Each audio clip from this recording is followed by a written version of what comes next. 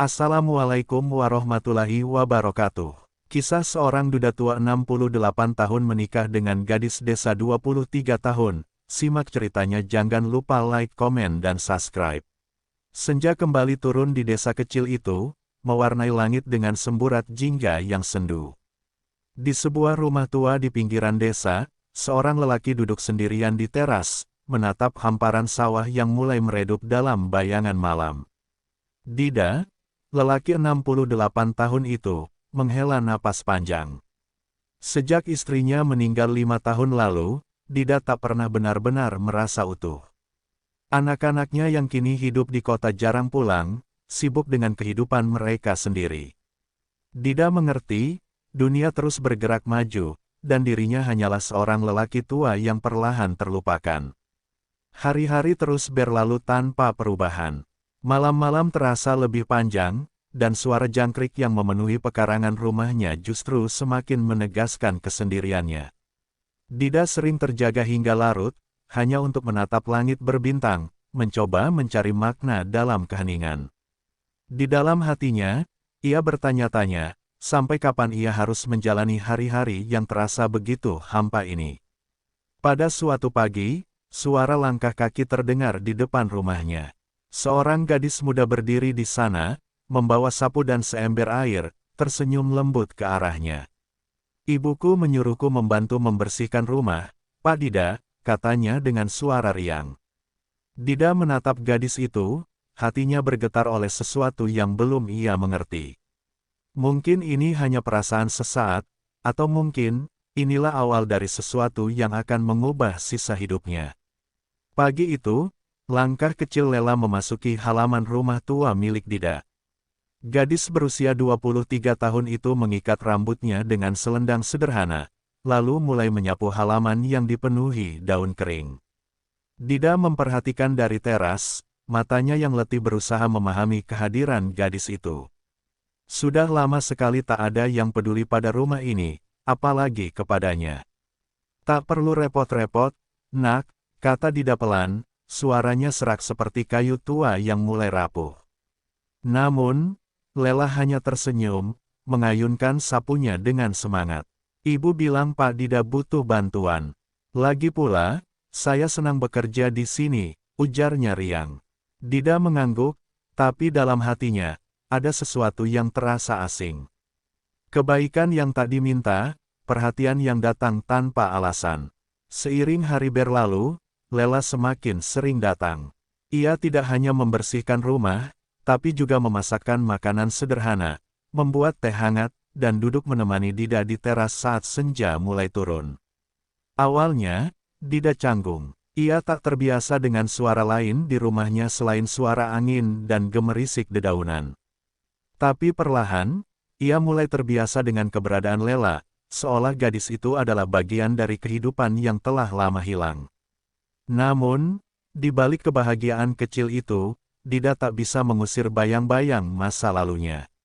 Malam-malam masih terasa sunyi ketika ia duduk di kamar, memandangi foto istrinya yang tersenyum lembut. "Apakah aku pantas merasa bahagia lagi?" bisiknya pada bayangan dalam bingkai itu.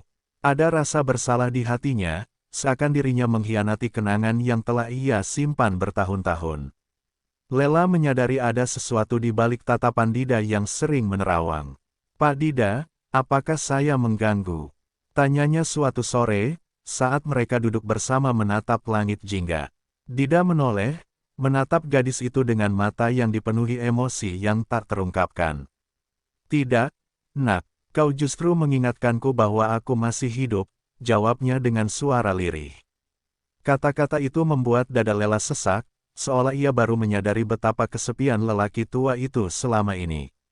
Dan tanpa mereka sadari, di antara senja dan keheningan, sesuatu mulai tumbuh di hati Dida, sesuatu yang ia pikir tak akan pernah datang lagi.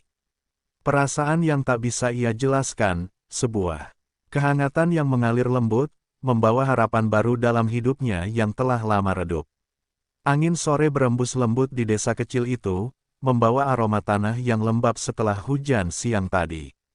Di warung kopi dekat balai desa, beberapa lelaki paruh baya duduk mengobrol, sementara ibu-ibu yang sedang menumbuk padi mencuri-curi pandang ke arah rumah tua milik Dida. Bisik-bisik mulai menyebar seperti angin yang tak terlihat namun terasa keberadaannya. Kau lihat gadis itu. Lela semakin sering datang ke rumah Dida, seorang wanita berbisik pelan, namun cukup jelas untuk didengar orang di sekitarnya. Di rumahnya, Dida mulai menyadari perubahan di sekitar. Tetangga yang dulu ramah kini lebih banyak berbisik ketika ia lewat. Beberapa orang bahkan mulai menatapnya dengan pandangan aneh. Dida tahu mereka membicarakannya, tapi ia memilih diam. Apa yang harus ia katakan? Bahwa ia hanya menikmati kebersamaan dengan seseorang yang membuatnya merasa hidup kembali. Bahwa ia tak pernah berniat menciptakan kegaduhan. Namun, ia juga tahu, semakin lama ia membiarkan ini, semakin liar gosip berkembang. Lela pun tak luput dari cercaan. Ia sering mendengar bisikan saat melewati gang desa atau saat berbelanja di pasar. Gadis muda harusnya mencari lelaki seusianya, bukan merawat orang tua, kata seorang ibu-ibu dengan nada mengejek. Lela hanya menunduk, menahan perasaan yang berkecamuk di dadanya. Ia tak mengerti mengapa orang-orang begitu peduli dengan keputusannya. Ia hanya ingin membantu, hanya ingin memberi sedikit kebahagiaan pada seorang lelaki yang begitu kesepian. Apakah itu salah? Suatu malam, Dida memanggil Lela untuk berbicara. Dengan suara yang lebih berat dari biasanya, ia berkata, "Nak, jika kehadiranmu di sini membuatmu sulit, mungkin sebaiknya kau berhenti datang." Kata-kata itu seperti pisau yang menusuk hati Lela. Ia menatap mata Dida, mencari kebenaran di balik kalimat itu. Apakah itu yang Pak Dida inginkan? Tanyanya dengan suara gemetar. Dida tak segera menjawab. Ia ingin mengatakan bahwa tidak, ia ingin Lela tetap di sini. Tapi ia juga tak ingin gadis itu menderita karena dirinya. Namun, Lela tersenyum, meski matanya berkaca-kaca. Saya tidak peduli dengan apa yang mereka katakan. Saya di sini karena saya ingin, bukan karena orang lain setuju atau tidak. Dida terdiam, hatinya bergetar. Malam itu, langit dihiasi bintang-bintang redup, seolah ikut menyaksikan pergolakan hati yang terjadi di dalam rumah tua Dida. Ia duduk termenung di kursi kayu, tangannya menggenggam cangkir teh yang sudah dingin. Kata-kata Lela masih terngiang di benaknya, bahwa ia tetap ingin berada di sini, bersamanya, meskipun seluruh desa menentang. Hatinya bergetar, haruskah ia membiarkan gadis itu terus menerima cemoohan demi dirinya? Atau, haruskah ia mengambil langkah yang lebih besar? Keesokan harinya, saat matahari pagi baru muncul dari balik bukit, Dida memanggil Lela ke beranda rumahnya. Gadis itu datang dengan senyum seperti biasa, tapi kali ini, ada sorot penasaran di matanya saat melihat ekspresi serius di wajah Dida.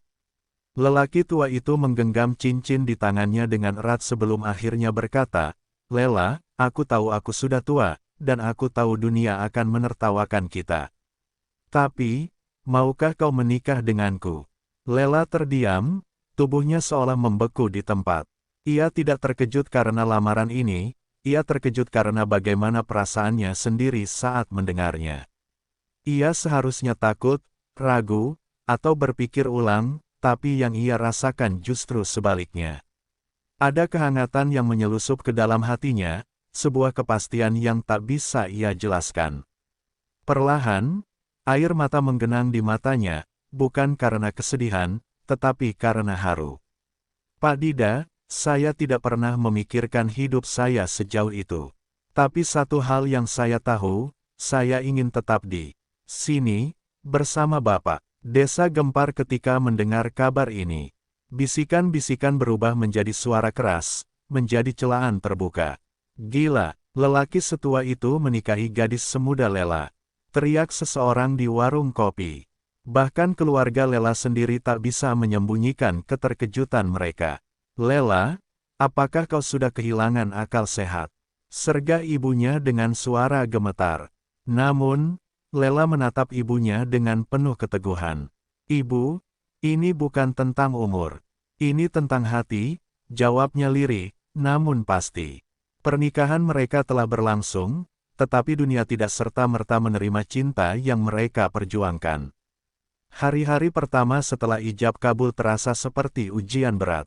Lela dan Dida mencoba menjalani hidup baru mereka di bawah sorotan tajam mata desa yang terus menghakimi. Dida, yang selama bertahun-tahun hidup dalam kesepian, kini memiliki seseorang yang merawatnya dengan penuh kasih. Lela tidak hanya menjadi istri, tetapi juga sahabat dan teman berbagi cerita.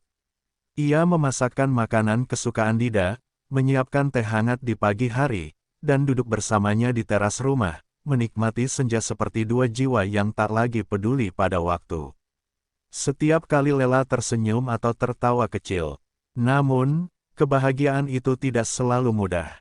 Setiap kali mereka pergi ke pasar atau sekadar berjalan di desa, ada tatapan yang meremehkan, ada lirikan penuh ejekan. Beberapa orang bahkan secara terang-terangan berkata, Lela hanya mengincar warisan, atau Dida pasti sudah terkena pelet. Dida marah, tapi Lela selalu menenangkannya.